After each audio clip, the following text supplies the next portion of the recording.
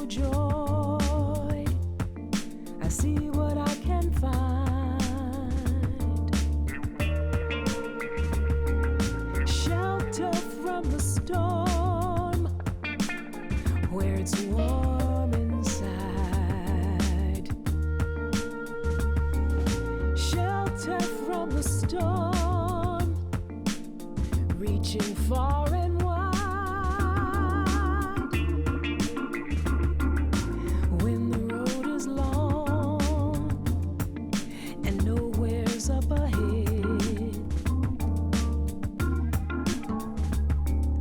just the place I want to be is where I am instead.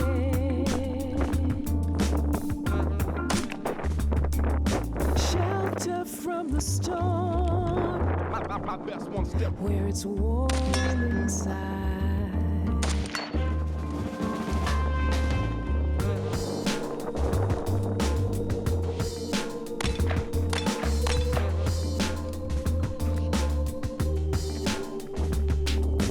I don't cry when the sun don't shine. You should know that you blew my mind. I will survive. If that's all you have to give, I won't climb the wall. Winter may be at the door, but spring will surely call. The bad fight.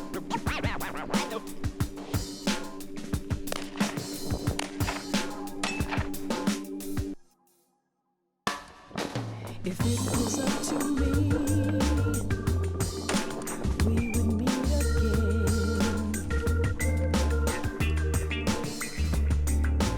in a different place and time. Maybe we'd be friends. I don't cry when the sun don't shine.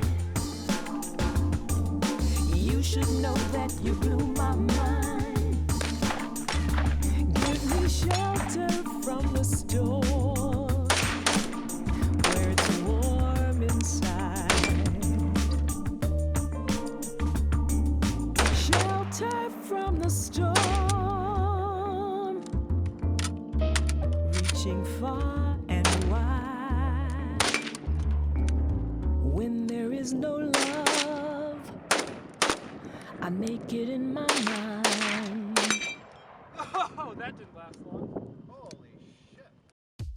Hey, we're Asphax here. If you couldn't tell by the B-roll or the title, this is going to be a video on painting my AK.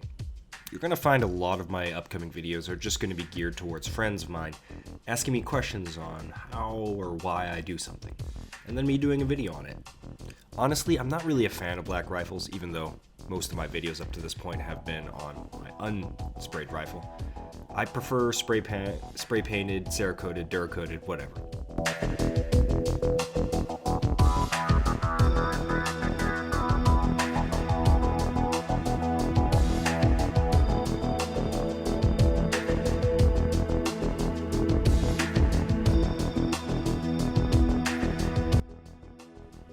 Anyway, prep work involves just scotch taping down anything that you don't want sprayed, and in this case that's the trigger inside the rifle and the rubber parts because they don't take to paint really well and get all gooey and nasty.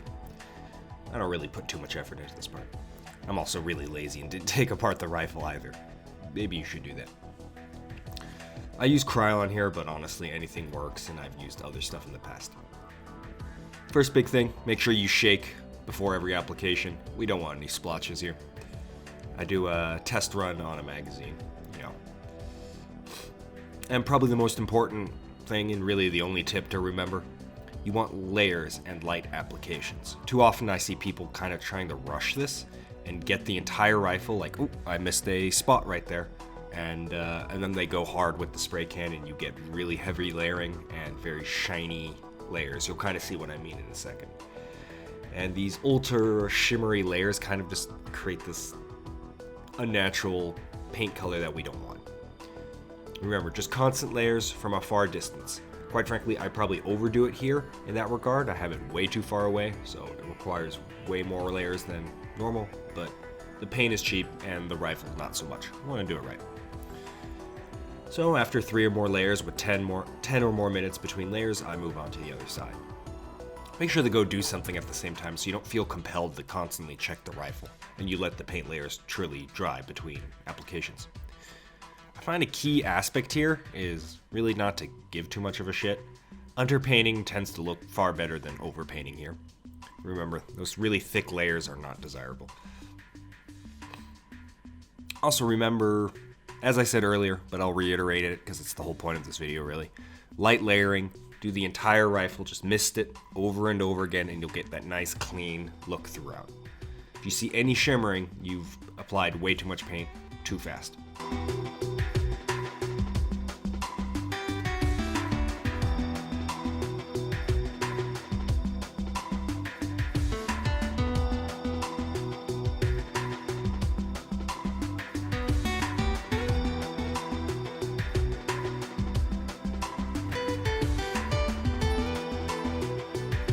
Like right here, I rushed it, but something, only happy little accidents, right? So after 3 layers of this, I'm pretty satisfied with how it looks. You don't really need 3 layers or whatever, just go until the whole rifle looks painted. I start moving on to the camo section. I generally like to take 2 colors, well 2 because I only had 2, in this case green and brown. First off, I do up close for localized circles, and then I bring it back a fair bit and just hold it down to create a darkened area in that color.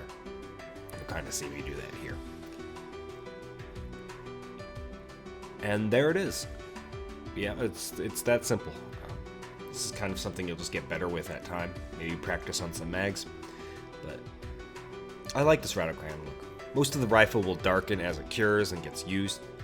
The spraying from afar to darken certain areas is a really cool effect because as you use certain sections of the rifle, that darkened area will go away and reveal a tan, like a lighter tan underneath, creating for a cool effect, kind of showing where you use the rifle and stuff. Anyways, thanks for watching. Get out there and shoot. This has been Brass Facts for you.